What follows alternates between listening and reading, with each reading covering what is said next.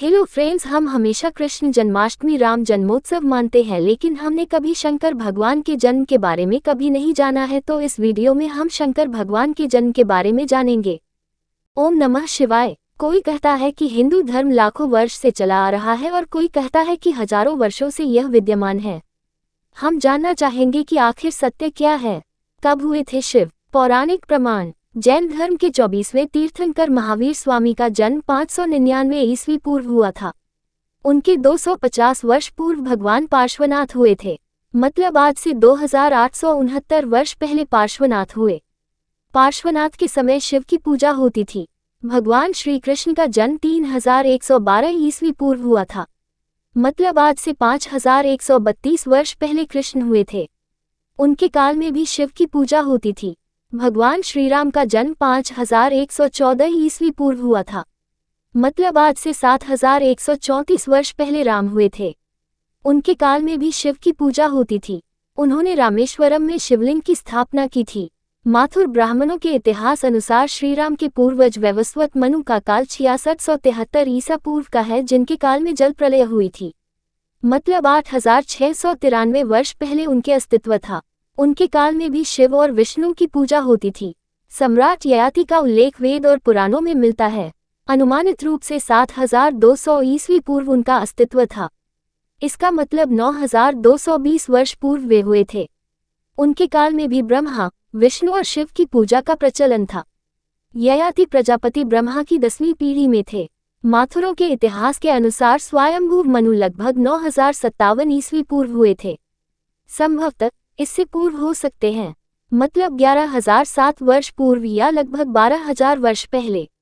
उनके काल में भी शिव की पूजा होती थी। लगभग 12 से 13000 ईस्वी पूर्व प्रजापति ब्रह्मा के होने की बात कही जाती है, मतलब 15000 वर्ष पूर्व। इससे पूर्व ब्रह्मा और भी कई हुए हैं। उनके काल में भी शिव की पूजा का प्रचलन था। पौराणिक इतिहास में भगवान नीलवराह के अवतार का काल लगभग 16000 ईस्वी पूर्व का माना गया है, मतलब 18000 वर्ष पूर्व। वराह कल्प के प्रारंभ में भी शिव थे। हिंदू धर्म की पुनः शुरुआत वराह कल्प से ही मानी जाती है, जो कि 13800 विक्रम संवत पूर्व प्रारंभ हुआ था।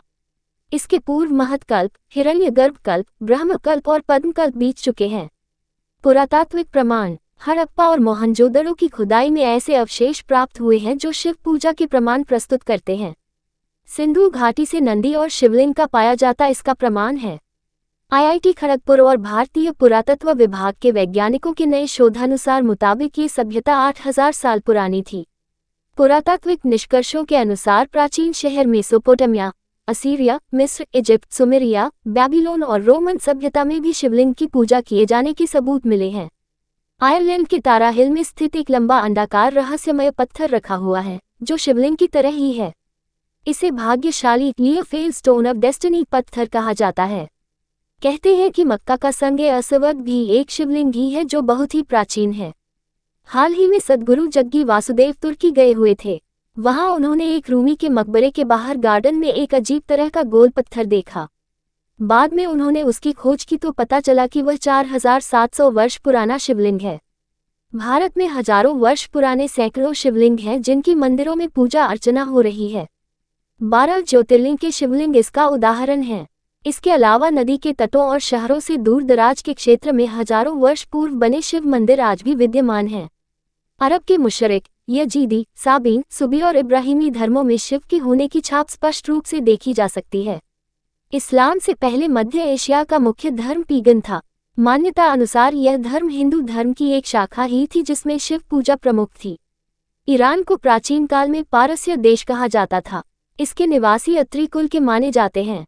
अत्रि ऋषि भगवान शिव के परम भक्त थे, जिनके एक पुत्र का नाम दत्तात्रेय है। अत्रि लोग ही सिंधु पार करके पारस चले गए थे, जहां उन्होंने यज्ञ का प्रचार किया। विद्वानों ने वेदों के रचनाकाल की शुरुआत 4500 ईस्वी पूर्व से मानी है। इस मान से लिखित रूप में आज से 6520 वर्ष पूर्व पुराने हैं वेद। इससे पहले हजारों वर्ष तक वेदवाचिक परंपरा में ही रहे। मतबल पुरानी पीढ़ी नई पीढ़ी को वेद कंठस्थ कराकर वेदों के ज्ञान को जिंदा बनाए रखती थी। वेदों में भगवान शिव का उल्लेख मिलता है। अंत में भगवान शिव को आदिदेव, आदिनाथ और आदियोगी कहा जाता है। आदि का अर्थ सबसे प्राचीन, प्रारंभिक, प्रथम और आदिम। शिव आदिवासियों के देवता हैं। शिव के 7 शिष्य हैं जिन्हें प्रारंभिक सप्तऋषि माना गया है। इन ऋषियों ने ही शिव के ज्ञान को संपूर्ण धरती पर प्रचारित किया, जिसके चलते भिन्न भिन्न धर्म और संस्कृतियों की उत्पत्ति हुई। कहते हैं कि शिव ने इन शिष्यों का लगभग 40,000 वर्ष पूर्व तैयार किया था। ओम नमः शिवाय।